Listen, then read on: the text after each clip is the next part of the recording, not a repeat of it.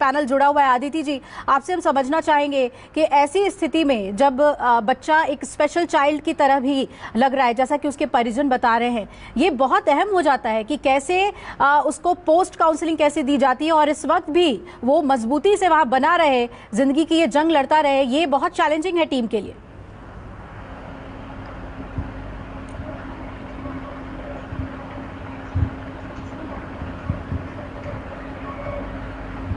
आदित्य जी, मैं आपके पास आऊंगी, आपकी आवाज बेहतर तरीके से नहीं आ रही है। यही सवाल मेरा राजीव सर आपसे है। मेरा क्या, प्रेम से बड़ी शक्ति हमने इस दुनिया में देखी नहीं। जैसे ही बच्चा रेस्क्यू होगा, जब उसको अपने माँ बाप का प्रेम मिलेगा, तो वो उसको बहुत हील करेगा। उससे बड़ी शक्ति है नहीं। पर हमको इस समय सारी की सारी अपनी एनर्जीज लगा देनी चाहिए, जो लोग लगे हैं, कि उसको फौरन रेस्क्यू करें। 40 घंटे is a major massive time. I mean, एक बच्चे का एक पानी में, आप सोचिए अगर हम ही एक टब में भी पड़े रहें तो हम 2 घंटे नहीं बैठ सकते। तो बहुत ही जटिल समस्या है ये। लगे हुए तो लोग हैं रेस्क्यू करने के लिए, बट मेरी अपील ये है कि इस तरह के इतने बड़े खतरनाक भयानक पिट्स नहीं होने चाहिए और उसका कोई पैरेलल सिस्टम होना चाहिए for safety. This is really very very serious issue, और इसको इतना क्यों नेग्लेक्ट किया जाता है समझ नहीं आता। बरसातें होती हैं तो पता चलता है कोई मैनहोल खुला था, पानी दिखा, लोग उसी में फंस गए, उसी में बंद होके खत्म हो गए। तो क्यों नहीं, ये तो सिंपल चीजें हैं। क्षेत्र के सारे अधिकारी होते हैं, जिनको हर क्षेत्र का अधिकारी अलग होता है, उसमें अपना एक सिस्टम बना ले। भाई कौन से खुले हैं, अब बरसातें आने वाली हैं, उसको भी देखें और इस बच्चे को रेस्क्यू करें प्लीज। इसके लिए प्रशासन से को तो अलर्ट होना पड़ेगा। ये तो नेग्लिजेंस है। जी बिल्कुल बिल्कुल, ये नेग्लिजेंस है और इसके लिए तरीके से नॉर्म्स बताए जाते हैं कि जब बोरवेल इस्तेमाल हो जाए तो उसे आप कैसे भरें, लेकिन कोई उसका पालन नहीं करता है, जिसकी वजह से 2006 से लेकर अभी तक 40 बच्चे बोरवेल में गिरे हैं और कितने बच्चों की जान इसमें गई है। ये एक बहुत ही गंभीर मसला है। राजीव जी, ये बताइए कि इस बच्चे का हेल्थ कंडीशन, इसे हम कैसे आके, अदिति जी भी यही बात कह रही है कि एक पोजिशन में बच्चा इतने वक्त तक वहां पर फंसा हुआ है, बड़े बड़ों के पसीने छूट जाएं और बच्चा उसमें अपना दिमाग भी लगा रहा है, हेल्प कर रहा है ऑपरेशन में, उसके हेल्थ को लेकर एक चिंता बन जाती है। फिर जो बच्चे की भी मानसिक स्थिति है, जो मनोस्थिति है, उसका आकलन हम यहाँ बैठ के तो नहीं कर पाएंगे। और एक इतना छोटा बच्चा है, तो इसी वजह से मैंने तवज्जो दी कि जब वो बच्चा हम सकुशल बाहर निकाल लें, उसके बाद एक चाइल्ड साइकोलॉजिस्ट से उसकी एक सिटिंग होनी चाहिए, क्योंकि बहुत सारे ऐसे पहलू हैं जो शायद माँ बाप से उनको इमोशन, प्यार तो जरूर मिलेगा, बट जो हेल्थ पॉइंट ऑफ व्यू से जो मनोस्थिति है, उसमें चाइल्ड साइकोलॉजिस्ट एक सकारात्मक भूमिका निभा सकते हैं। और उसके बाद कुछ दिनों के बाद इसमें पॉजिटिव चेंजेस फिर आते हैं और बच्चा सामान्यतः जिंदगी जीता है। तो मेरा यही रिक्वेस्ट है कि पहले तो उसे सकुशल निकाल लें और उसके बाद एक चाइल्ड साइकोलॉजिस्ट की मदद से बच्चे को एक नॉर्मल लाइफ में लाने की प्रयास की जाए। नवीन भटनागर जी, ये बताइए कि कहा जाता है कि ये बोरवेल की जो घटनाएं होती हैं उसे डिजास्टर की कैटेगरी में नहीं रखता है हमारा जो एनडीआरएफ है या एसडीआरएफ है, लेकिन जिस तरीके से घटनाएं बढ़ रही हैं, क्या इसकी जरूरत नहीं लगती कि इसे भी डिजास्टर की कैटेगरी में रखा जाए? जी नहीं, जो डिजास्टर की परिभाषा है उसके अंतर्गत ये नहीं आता जी। ये केवल एक्सीडेंट है और एक्सीडेंट की तरीके से ही इसको डील किया जाता है।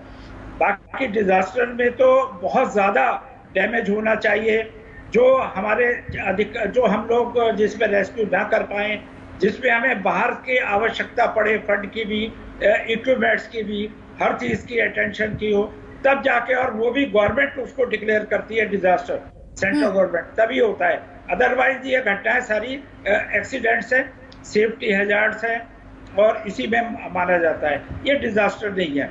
और इसमें तो हम आपको बता दें, आईपीसी सेक्शन 304 और 306, इसके तहत इसमें सीधा अरेस्ट होता है जी। अगर किसी ने, अगर जिसने खुदाई करी है, जो भी कंपनी इसमें इन्वॉल्व है और या जिससे भी करवाया है, उसके ऊपर एक्शन होना चाहिए, अरेस्ट हो जाना चाहिए, उसको तुरंत पता करा जाए और उसको अरेस्ट किया जाए। लोगों में डर पैदा होना चाहिए, क्योंकि गांव में मैंने देखा है, गांव में क्या शहर में भी जी, लोग बोरवेल को ऐसे छोड़ देते हैं बिल्कुल अनअटेंडेड, एक नहीं दो नहीं, आपने बताई 70, जो मेरा रिकॉर्ड है उसके मुताबिक अब तक 150 से ज्यादा घटनाएं हुई हैं। इससे पहले तो ना जाने कितनी हुई होगी। तो ये एक आम घटनाएं हैं।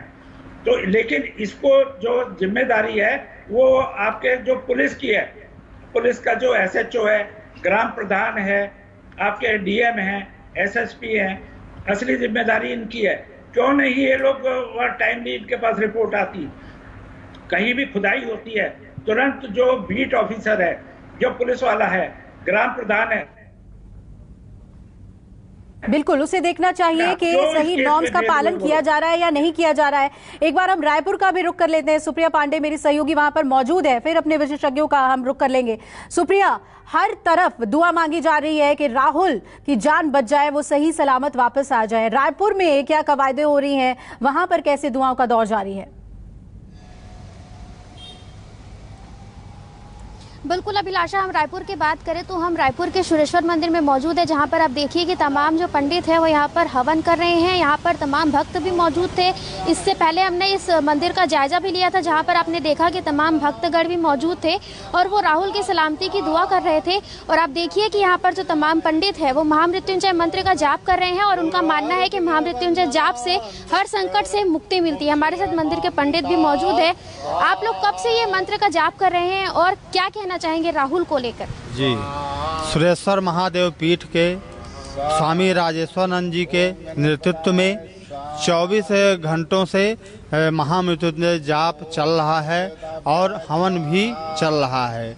भगवान भोलेनाथ जी से यही प्रार्थना करते हैं कि राहुल जी जल्द से जल्द बाहर आएं, स्वस्थ होके और अपने परिवारजनों से मिले, तभी हम लोगों का पूजा पाठ सफल होगा। जैसा कि इन्होंने कामना की है कि राहुल जो है वो जल्द से जल्द बोरवेल से सही सलामत बाहर निकले। वही हमारे साथ और भी पंडित हैं, इनसे भी जानेंगे क्या कहना चाहेंगे। ये लगातार आप लोग मंत्रों का उच्चारण कर रहे हैं।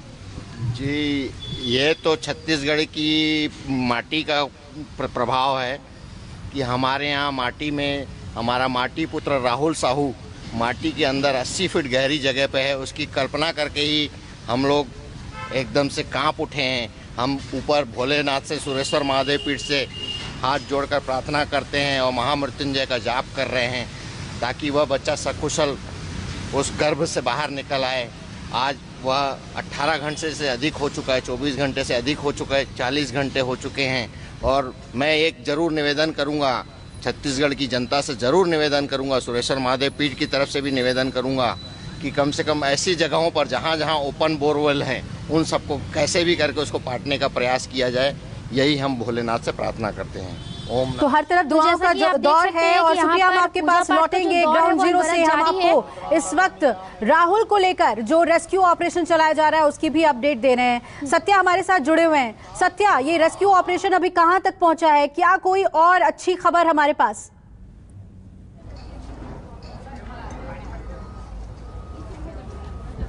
देखिए, जो है रोबोट के माध्यम से जो है लगातार प्रयास किया जा रहा है कि राहुल को जो बाहर निकाल जाए। दूसरी ओर जो है टनल के लिए जो कार्य है वो लगभग 60% जो है खुदाई हो चुकी है और टनल बनाना बाकी है। तो ऐसे में दो जो प्लान है, प्लान बी और प्लान सी में काम किया जा रहा है।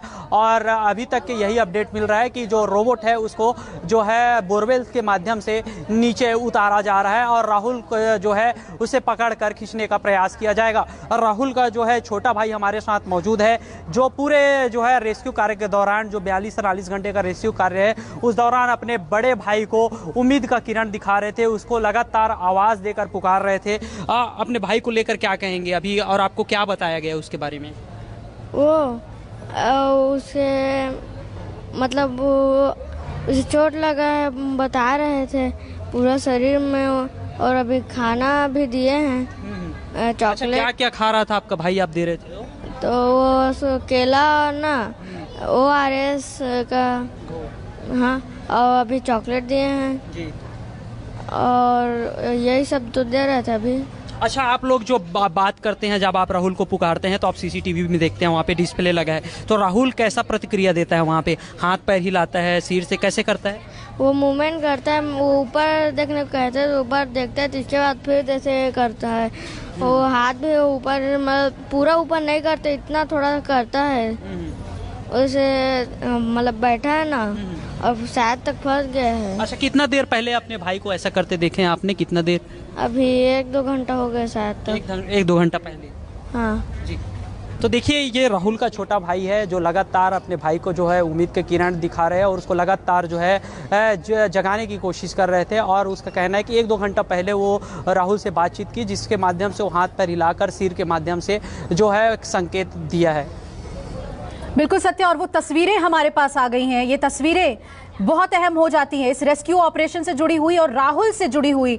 ये देखिए इस बच्चे की हिम्मत और इसकी कर्मठता कि जिंदगी को जीने के लिए कितनी जीवटता के साथ वो लगा हुआ है। एक तस्वीर जो भूपेश बघेल ने खुद ट्विटर पे साझा की कि बच्चा खुद मदद कर रहा है रेस्क्यू में, बाल्टी से पानी बाहर निकालने में। और ये देखिए, ये कुछ और करीबी तस्वीरें हमारे पास आई है। न्यूज़ 24 की ये तस्वीरें हम आपको दिखा रहे हैं। सत्या, एक तरफ जहां आप ग्राउंड जीरो से इस रेस्क्यू ऑपरेशन की इस वक्त की स्टेटस बता रहे हैं कि कितनी तेजी से इसे आगे बढ़ाया जा रहा है। वक्त बहुत कीमती है। इस वक्त में अगर राहुल जिस तरीके से सपोर्ट कर रहा है जिंदगी को बचाए रखने के लिए, जो उसका स्ट्रगल है, उसमें अगर इस वक्त को हमने सही यूटिलाइज कर लिया तो ये बच्चा सकुशल बाहर आ जाएगा। ये इसे देखकर यकीन कर पा रहे हैं। कुछ ऐसी तस्वीरें भी उसकी हम न्यूज़ 24 पे आपको दिखा रहे हैं जिसमें एक हैप्पी चाइल्ड आप देख रहे हैं, खुशनुमा बच्चा, लेकिन खेलते खेलते उसकी गलती कहिए, उसकी शैतानी कहिए, या उसकी किस्मत कि वो इस बोरवेल में गिरा है। और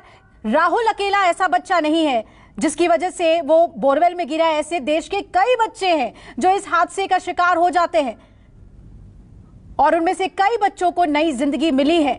आज प्रिंस जो 2006 में इस हादसे का शिकार हुआ था, एक ग्रोन अप चाइल्ड है और वो खुद कहता है कि ऐसे हादसे ना हो, जिस डर से, जिस स्थिति से मैं गुजरा वो ना हो। और यही हम मना रहे हैं इस वक्त कि राहुल सकुशल बाहर आ जाए, उसे दोबारा एक मौका मिले जीने की। और कितनी कठिन रेस्क्यू ऑपरेशन चलाई जा रही है वो देखिए। न्यूज़ 24 पे लगातार हम इस मुहिम पे बने रहेंगे। आप भी दुआ कीजिए कि ये बच्चा सकुशल बाहर आ जाए। छत्तीसगढ़ के इस इलाके से तमाम अपडेट हम आप तक पहुंचाएंगे। हमारे साथ जो विशेषज्ञ जुड़े हुए थे, आप सभी का बहुत बहुत शुक्रिया। सत्या, सुप्रिया, आपका भी शुक्रिया अपडेट देने के लिए। छोटे नमस्कार, मैं हूं मानक गुप्ता। अगर आपको हमारा ये वीडियो पसंद आया हो तो इसे लाइक और शेयर जरूर करें, और हाँ, हमें सब्सक्राइब और फॉलो करना ना भूलें ताकि आप देश और दुनिया की कोई खबर मिस ना करें। तो जुड़े रहिए हमारे साथ और देखते रहिए न्यूज़ 24।